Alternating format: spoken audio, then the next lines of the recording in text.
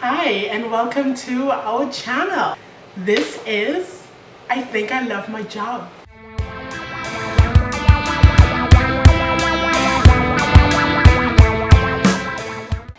What are we going to talk about today? Inclusion. Let's go.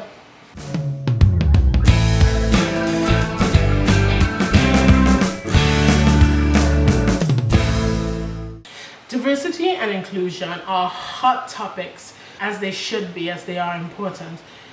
A lot of organizational focus often goes on the diversity part of diversity and inclusion, and that's because honestly it's a lot easier to measure and get concrete measures to see if you are tracking right. Inclusion is a lot harder, and inclusion is very complicated. For example, when you have a homogeneous group of people, inclusion can be very high. You don't necessarily need diversity in order for your inclusion to be high.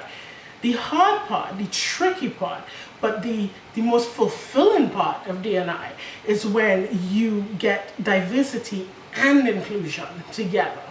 There's a saying that's very popular in the world of diversity and inclusion that diversity is being asked to dance and inclusion is being asked to dance, right? And I would like to take that one step further, because inclusion is also understanding that you can ask me to go and I can say no and you're okay with that.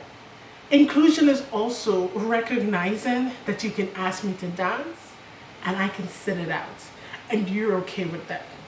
Inclusion really is accepting people for who they are so that they can bring themselves, their whole selves, to the table. With diversity and inclusion, what you're actually trying to do is make sure that everybody, these diverse groups of people with diverse backgrounds and diverse thinking, are all working towards the same goal.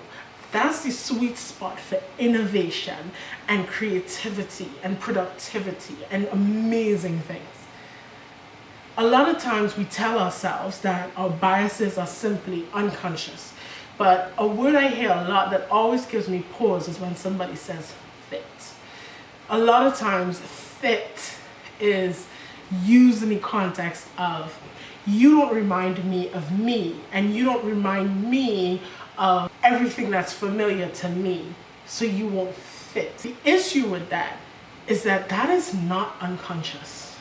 That is a conscious decision that you have made, that you want to be comfortable.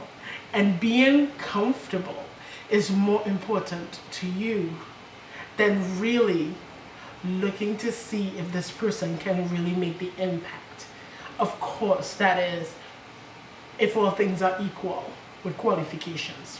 While it is easy to just try to fill numbers when it comes to diversity, especially because a lot of these numbers that you're trying to fill are based on self-identified and self-reported senses of identity.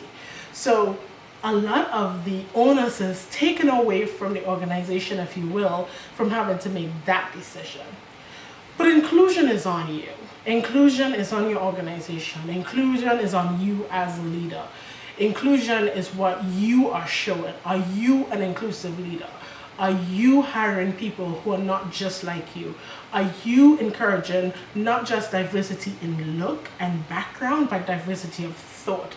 Are you even looking at neurodiversity? Are you looking at the strengths of people versus what or how they make you feel, right? Now, of course, barring something that is extremely uncomfortable, that borders on illegal or lawsuit, being uncomfortable is not that bad. Sometimes you need people to challenge your thinking to move forward. That's especially true in organizations. An organization has to change and evolve with time. And the best examples of organizations that have grown are organizations that have truly embraced that difference. Inclusion. I'll leave you with this. Diversity is when you write those notes down. But inclusion is so beautiful.